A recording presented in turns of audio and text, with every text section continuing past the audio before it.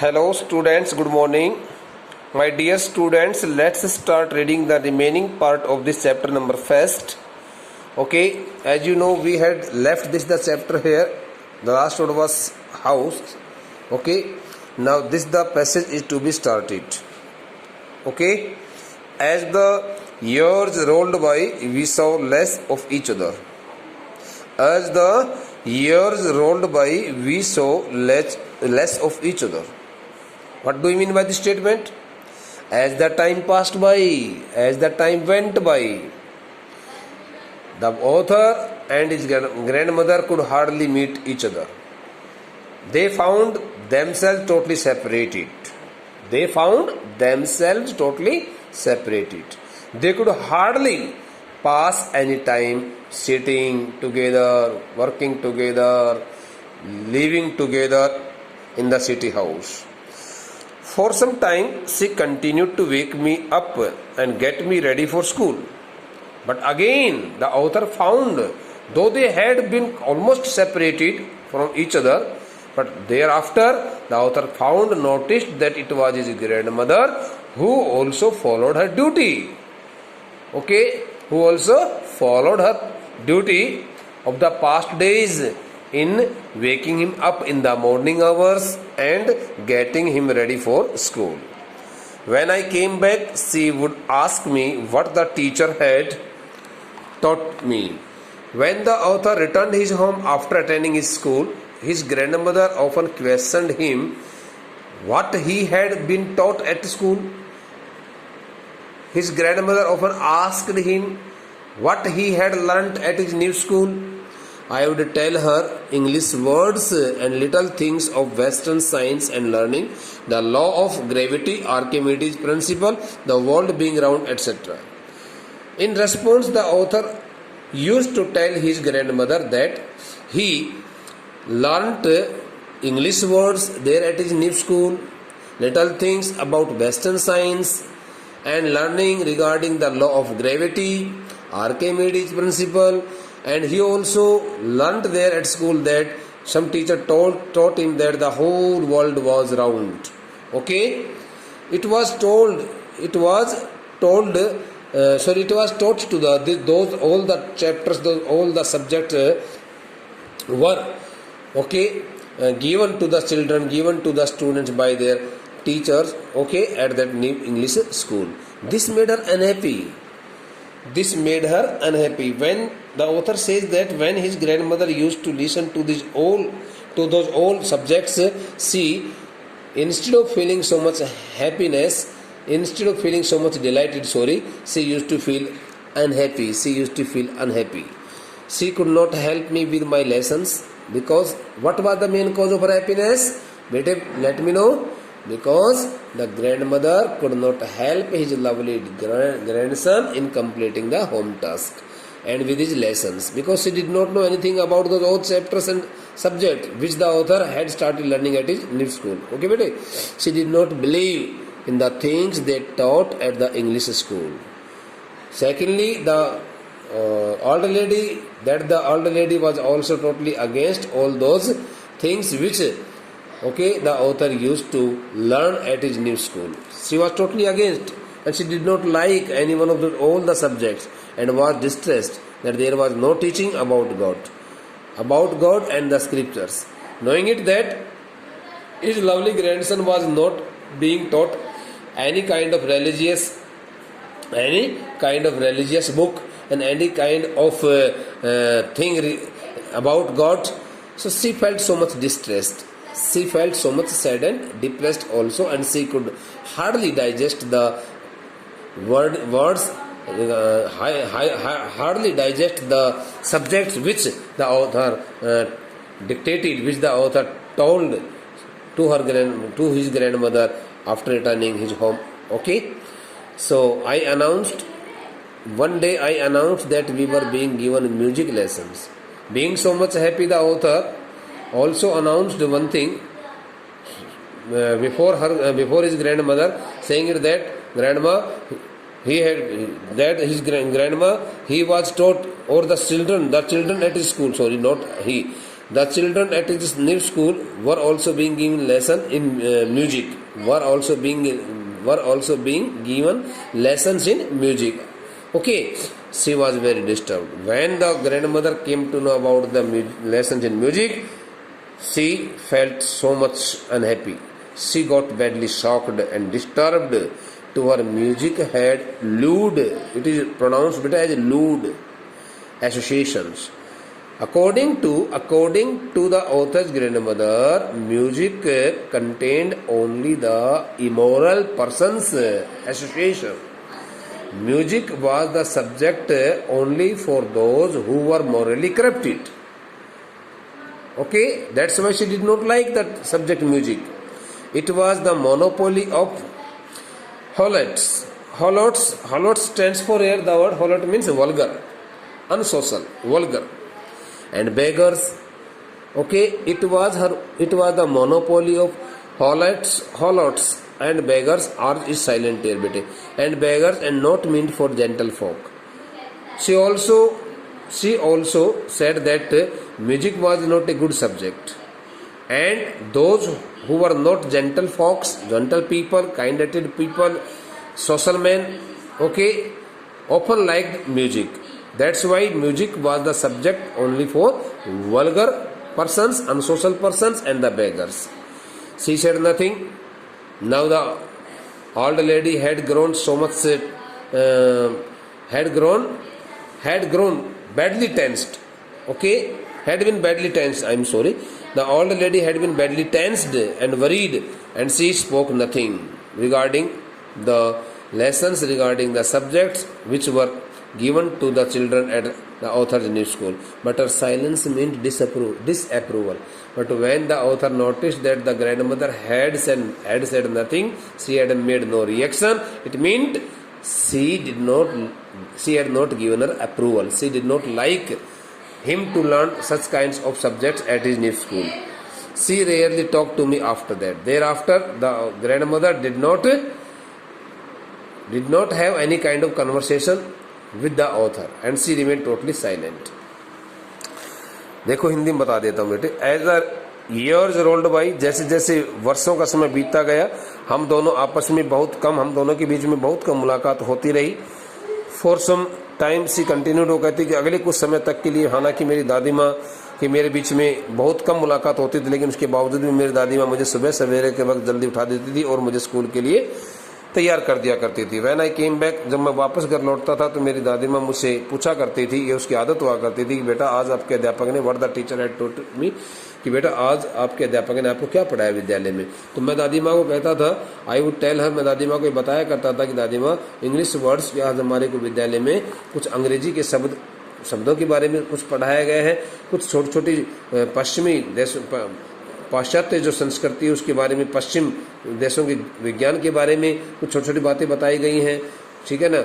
हमें गुरुत्वाकर्षण शक्ति के सिद्धांत के बारे में, आर्किमिडीज के सिद्धांत के बारे में, और यहाँ तक कि पूरी दुनिया गोल है, इस प्रकार की बातों को लेकर के हमें कुछ बताया गया है. ये पृथ्वी भी गोल है, पूरी दुनिया इस प्रकार से एक बहुत बड़ा एक जंजाल है, इस बात को लेकर के ऐसा वो कुछ बताते थे, हमें पढ़ाते थे.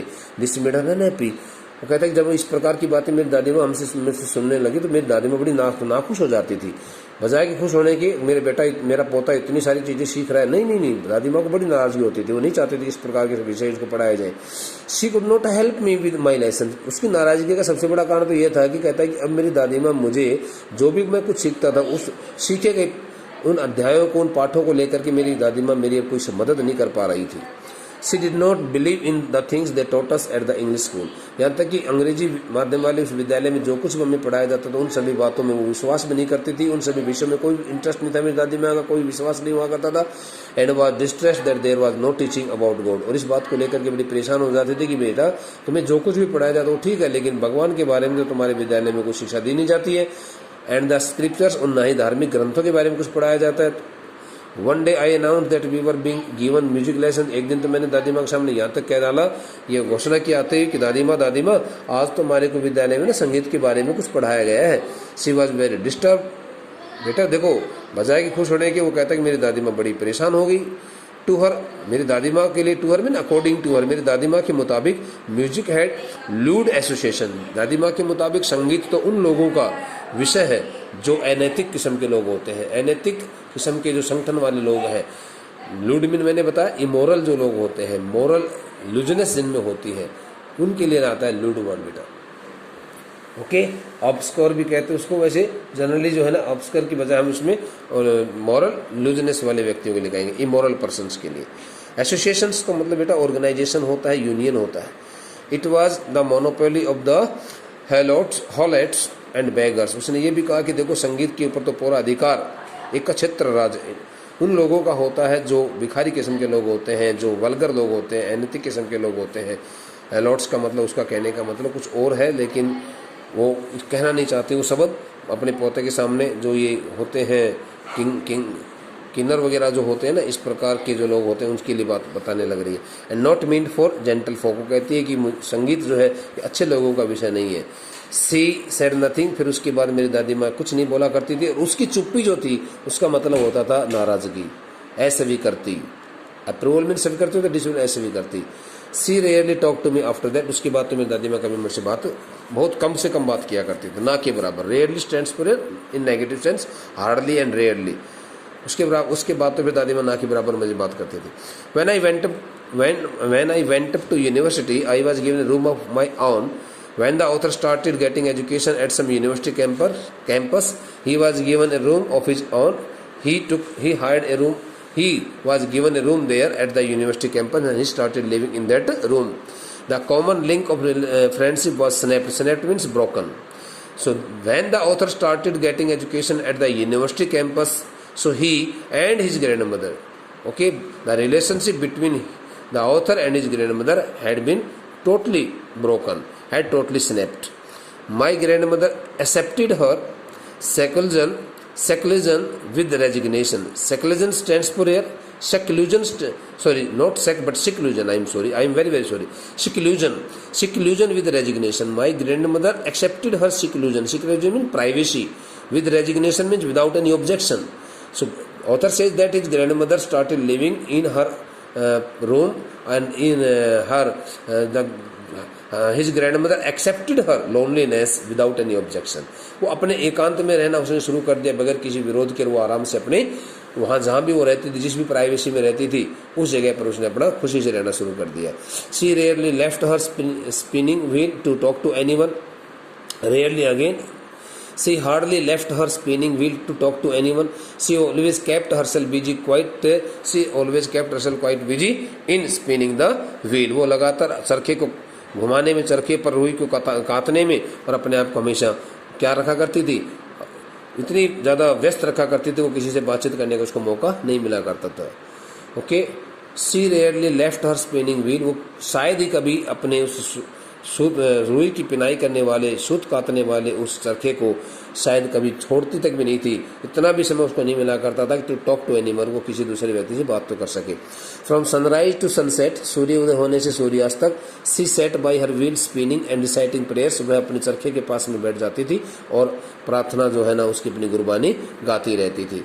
Only in the afternoon, it was the time of afternoon when she relaxed for a while, when she took rest for only for some time to feed the sparrows, and that was a very generous duty, okay, service, charitable duty, charitable service. She used to stop spinning the wheel in the afternoon only to feed the sparrows. केवल मात्र दोपहर डलने के बाद में वह अपने चरखे को इसलिए बंद किया करती ताकि वो चिड़िया जो आती थी उनको भोजन करा सके। While she sat in the veranda breaking the bread into little bits means pieces, hundreds of little birds collected around her, creating a veritable bedlam of chirpings. While the grandmother used to sit comfortably in the veranda, breaking the bread into hundreds of pieces, very tiny pieces. So on the other hand, hundreds of little birds, okay, gathered there, assembled there, and they started chirping there so loudly, and the atmosphere turned into very commotion and chaos and noisy atmosphere. और वहाँ का पूरा माहौल बड़ा शोर शराबे से भर जाता था, बहुत ज़्यादा शोर शराबे से भर जाता था। वहाँ पर शोरगुल हो जाता था। दादी माँ उन सभी चिड़ियाओं को एक रोटियों के टुकड़े तोड़ तोड़ के घेरती थी, तो सभी वहाँ पर आकर बैठ जाते थे। सम केम There had been so much attachment between the sparrows and the old grandmother that the sparrows used to come very near to their friend. वो कहता है कि मेरी दादी माँ के पास में कुछ चिड़िया तो बहुत नज़दीक से आ जाती थी, उसके पास पहुँच जाती थी। And perched on her legs, perched means landed on her legs, sat down on her legs. और यहाँ तक कि कुछ एक चिड़िया तो उसके अपने पैरों पर आकर बैठ जाती थी। अदर्स ऑन हर शोल्डर्स, कुछ उसके अपने कंधों पर आकर बैठ जाती थी। Some even sat on her head, some of the sparrows okay sat down on her head also, okay, because they did not get afraid of the grandmother, and the grandmother never draw them away willingly, कभी चाह करके भी मन से भी उनको दूर नहीं हाँकती थी, भगाती थी। she smiled but never shooed them away means drove them away, okay, drove them away, कभी उनको दूर भगाती नहीं थी, कभी उनको दूर इस प्रकार से जो है ना कोई आवाज़ करके, making a kind of sound, should stand for a making a kind of sound, okay. So she never shooed them away, it used to be the happiest half hour of the day for her. So that the half hour used to be the most happiest moment for the grandmother. वो कहता है कि वो आधा घंटा हमारे मेरी दादी माँ के लिए बड़ा ही सुखद समय हुआ करता था, बड़ा इंटरेस्टिंगली वो बताया करते थे। When I decided to go abroad for further studies, I was sure my grandmother would be upset. बेटे इसमें मैंने ट्रांसलेशन साथ करके बता दिए, अलग से करने की जरूरत नहीं होती। When I decided to go abroad for further studies, when it was decided by the authors and his parents that he would go abroad to get his higher education, so I was sure my grandmother would be upset. Khushwant Singh thought that first of all, if not any other person but his grandmother would surely get upset getting the news.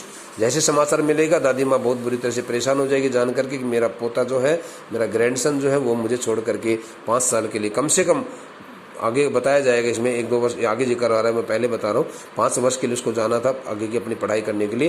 तो कहता है कि when I decided to go abroad, जब मैंने विदेश जाने का निश्चय किया, निर्णय लिया फॉर फर्दर स्टडीज, आगे की पढ़ाई करने के लिए, तो मुझे इस बात का पक्का विश्वास हो गया था कि मेरी दादी माँ को जब ये बात पता चलेगी तो मेरी दादी माँ बड़ी परेशान हो जाएगी। I would be away for 5 years, वो कहता है कि मुझे 5 वर्ष के लिए घर से दूर जाना था। And at her age one could never tell, and since she had grown very old and extremely old and she was about to meet her death, so nobody could predict about her death. कोई व्यक्ति उसकी मृत्यु को लेकर भविष्यवाणी नहीं कर सकता था कि वो कब मर जाए, कुछ नहीं पता था। But my grandmother could, but it was only his grandmother who could predict about her death, जो अपनी मौत को लेकर के भी ये कह सकते थे कि अभी मैं मरने वाली नहीं हूँ या मरने वाली हूँ। She was not even sentimental means emotional बेटा। She did not lose her emotionality there. She did not want to make the author upset. वह नहीं चाहती थी कि उसकी इमोशनलिटी, उसकी भावुकता को ध्यान में रख करके उसका पोता जो है, उसका ग्रैंडसन वो थोड़ा परेशान हो जाए, नहीं। She was not even sentimental. वो कहता है कि यहाँ तक कि मेरी दादी माँ हालांकि परेशान बहुत हो गई थी लेकिन वो बिल्कुल भी भावुक नहीं हुई, उसने अपनी आंखों में कोई आंसू नहीं लिए। She came to leave me at the railway station, okay, she came इधर, यहाँ तक कि वो मेरी दादी माँ कहती है कि she also went with him, okay, to see him off at the railway station and did not talk or show any emotion, okay, but there while standing at the railway station till the train arrived there, the grandmother did not show any kind of emotion and she kept herself quite silent. वो कुछ नहीं बोली, उसको पता था यदि मैं कुछ भी बोलूँगी मेरे आंखों में कमी आंसू आ गई। If she took some tears in her eyes at that time, so the author could also burst into tears and there would be no good, that the scene would not be so much good scene for them.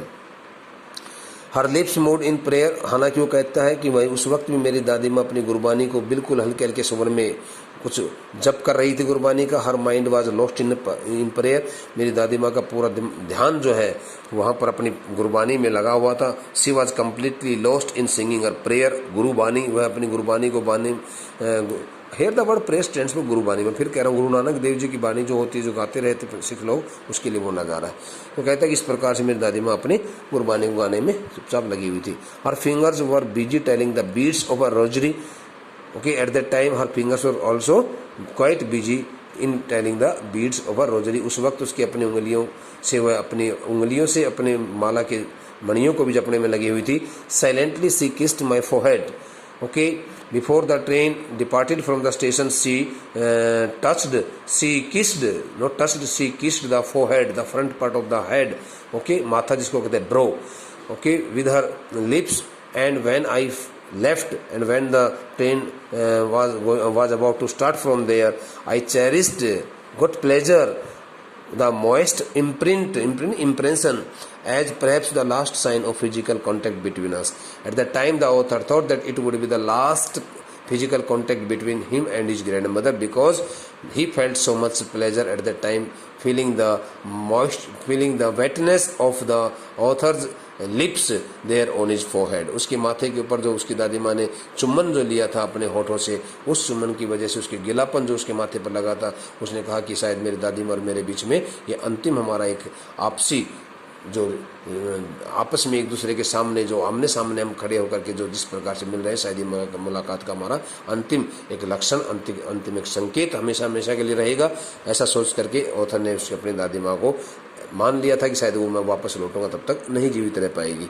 Okay बेटे, but that was not so, लेकिन but as the author had expected everything went against his expectation. Okay, nothing happened as per the expectation of the author. जैसे कि उसने अपनी उम्मीद की थी वैसा कुछ भी नहीं हुआ। After 5 years I came back home having completed his education for a long duration 5 years, okay, in abroad in some other country. The author came back his home, okay, and was met by her at the station, and again met his grandmother at the railway station, who was standing there to receive her grandson, जो अपने पोते को receive करने के लिए वहाँ पर खड़ी हुई थी। She did not look a day older. The author was greatly surprised to see that though he had spent 5 years, okay, while getting his education in abroad, but thereafter he did not find any such kind of sign in the physical appearance of his grandmother that could prove that she had grown a day older or so. कहीं ऐसा उसको कहीं से संकेत नजर नहीं आया कि उसे वो कह सके कि उसकी दादी माँ एक दिन भी कहीं उम्र में बड़ी दिखाई दे रही है, बिल्कुल वैसी लग रही थी जैसे पहले थी। She still had no time for words. Again she did not speak any word to her grandson there at the station. She remained quite silent, and while she collapsed stands for hugged, hugged, embraced, जबकि कहता है कि उसने मेरे को गले लगाया। इन her arms, उसने मुझे अपनी गोदी में अपने बाजुओं में पकड़ करके मुझे अपने गले से लगाया। I could hear her reciting her prayers. Again the author tells us there that he again heard the voice of the prayer as being sung by his grandmother at that time. Okay, even on the first day of my arrival, her happiest moments were with her sparrows. It was the first day, okay, of his return journey to his home. On the very first day of his arrival there at his home, the author noticed that his grandmother had spent most of the moments with the sparrows. उसने देखा कि उसकी दादी माँ ने चिड़ियाँ जो थी, वो जितनी सारी चिड़िया वहाँ पर आ गई थी, उन सभी चिड़ियाओं के साथ में और अपना सुखद समय उसने अपना वहाँ पर बिताया था। whom she fed longer. She also fed all the sparrows for a long time and with frivolous rebukes, without such kind of intention that she could, and with frivolous rebukes means with unseriously scoldings, means she did not want to drive them away. She did not want to drive them away willingly, but she wanted to okay, feed them continuously. वह उनको लगातार खाना खिलाना चाहती थी, लेकिन वो कहता है कि मन से और कभी भी इस प्रकार की सोच के साथ में उनको कभी नहीं भगाती थी कि भाई वो सीरियसली उनको गंभीरता से उनको वहाँ से नहीं भगाना चाहती थी। ओके, देखो दोबारा देखिए बेटा।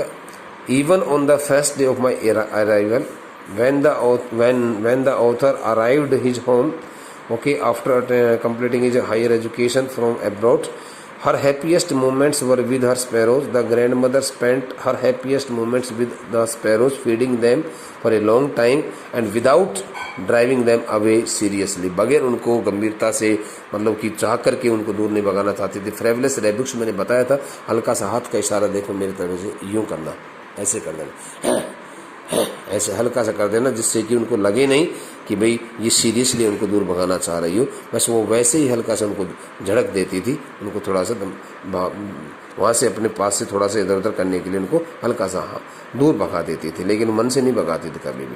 ओके बेटे, the rest of the part of this chapter is very short part, is very little part still left with us and we would like to complete it in the next lecture. Thank you बेटे.